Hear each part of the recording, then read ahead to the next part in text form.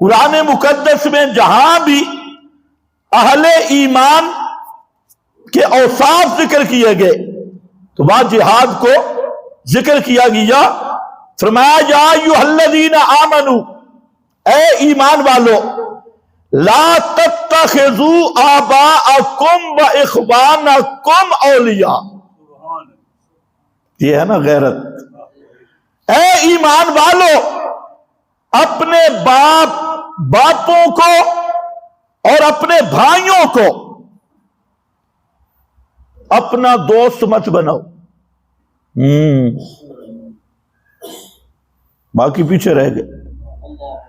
یا ایھا الذین آمنو، اے ایمان والو، لا تتخذوا آباءکم و اخوانکم اولیاء ان استحبوا الکفر علی الایمان. اگر سکا باپ کافر ہے اس سے دوستی نہیں کر سکتے. اپنے بیٹے بھائی وہ کفر پہ ہیں تو ان کے ساتھ تم دوستی نہیں رکھ سکتے. گویا قرآن نے حد کر دی کہ باپ ہو، بیٹا ہو، بھائی ہو، اگر وہ کفر پہ ہیں تو ان کے ساتھ تم پیار نہیں کر سکتے، ان کے ساتھ دوستیاں نہیں ہو سکتی، وہ تمہارے نہیں.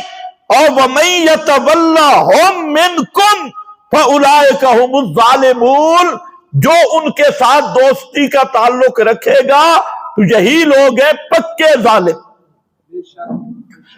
یہی لوگ ظالم ہیں. اب آپ اندازہ کریں، باقی تو پیچھے رہ گئے. گزشتہ جمعہ میں نے کہا تھا لا تتخذوا اليہود والنصارى اولیاء. دو وجہ بیان کی، ایک تمہارے دین کے دشمن، اور فرمایا عدوی و عدوکم، وہ میرے بھی دشمن ہیں تمہارے بھی دشمن ہیں. ان کے ساتھ دوستی نہ رکھنا، وہ تمہارے دشمن ہیں اگرچہ باپ ہی کیوں نہ ہو.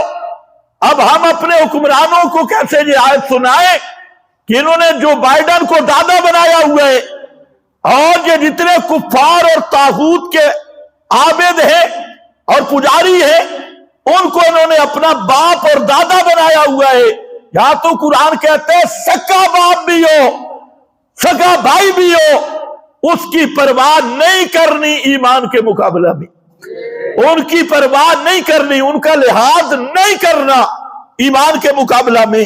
آگے ذرا دیکھنا، قل ان کان آباؤکم وابناؤکم واخوانکم وازواجکم وعشیرتکم واموال اقترفتموها وتجارۃ تخشون کسادها ومساکن ترضونها احب الیکم من اللہ ورسولہ وجہاد فی سبیلہ فتربصوا حتی یاتی اللہ بامرہ. فرمایا ایمان والو غور سے سنو،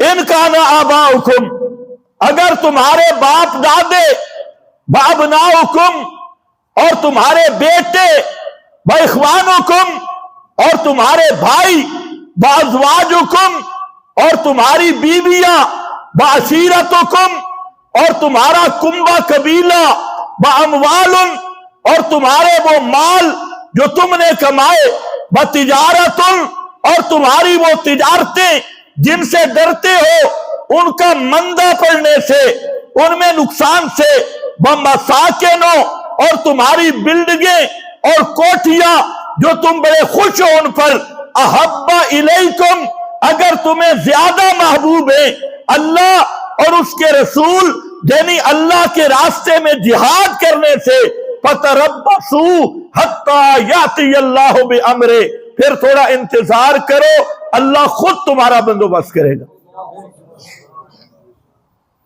کوئی چیز پیچھے رہ گئی؟ اگر اپنے باپ بیٹوں کی وجہ سے، بھائی، بیویاں، قبیلہ، مال، تجارت، معیشت، اس کی وجہ سے تم جہاد نہیں کرتے تو پھر تربصوا حتی یاتی اللہ بامرہ، پھر دیکھنا اللہ تمہارے ساتھ کیا کرتا ہے. تو آج یہ جو وعید ہے یہ آپ دیکھ لینا، 57 इस्लामी मुल्कें और उनके हुक्मरान 1 करोड़ के करीब उनकी फौजें, उनके एटम, और पाकिस्तानी हुक्मरानों को भी कहता हूं कि तरब्बसू हत्ता याती अल्लाह बिअमरिही। न तुम्हें एटम बचा सकेगा, न कोई और टेक्नोलॉजी बचा सकेगी। अगर जिहाद से भागोगे और डरोगे और यही इसी पे रहोगे कि मेरा वतन, मेरा मुल्क, मेरी कौम, मेरी मईशत, बल्कि इनको तुझे भी फिक्र नहीं, सिर्फ मेरा लेटर बक्स और मेरा बैंक और मेरे पैसे, इन डाकू चोरों को तो पाकिस्तान का भी फिक्र नहीं है। लेकिन अगर कोई इस्लामी मुल्क, चाहे वो अजम का हो या अरब का हो, वो सिर्फ अपने मुल्क बचाने की खातिर, अपनी कुर्सी बचाने की खातिर अल्लाह के रास्ते में जिहाद नहीं करेगा, अल्लाह का वादा है उसे मैं ऐसा अजाब दूंगा कि उसकी नस्लें याद रखेंगी।